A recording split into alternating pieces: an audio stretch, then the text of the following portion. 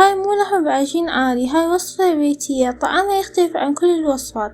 تعالوا نشوفها خطوة بخطوة. المكونات: 6 أكواب طحين، ربع كوب زيت، رشة ملح، 6 ملائق حليب،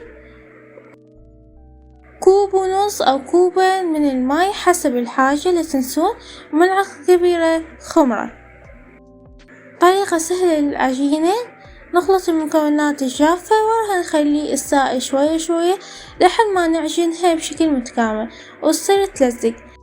من تصير تلزق أخلي على حافة العجينة شوية زيت، أرطبها بالزيت حتى بعد ما تلزق. أما وصفة اللحم، هواي شفت عالم يخلون اللحم بدون ما يسوونه على الطباخ، أنا ما أحب هاي الطريقة. خليت طماطم بصل فلفل، فرمتهم بالمفرمة مرة واحدة وهذا شكلها. خليت لحم مفروم بطاوة وخليت عليه الطماطم والفلفل والبصل اللي ثرمناه، وأخلي كوب من الماء لحد ما يغطيه حتى يستوي كله. بهاي الأثناء أنا خليت بهارات قص لحم، ملعقة صغيرة معجون كشب، رشة كمون، سماق وزعتر وملح طبعا لا تنسون. وقبل ما يستوي رشيت دبس رمان على الحشوة. كل المكونات المذكورة مكتوبة بالوصف. وانا ما خمرنا عجينة ساعة كاملة. شوفوا شلون صارت.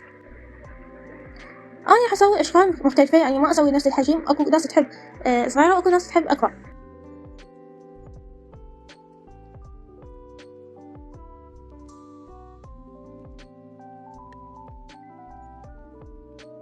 نفرد العجينة ونمد الحشوة فوقها بهالشكل ونكبس الأطراف حتى تبقى مرتبة. وعلى الفرن أقصى حرارة بس 12 إلى 10 دقائق راح تشوفوها استوت.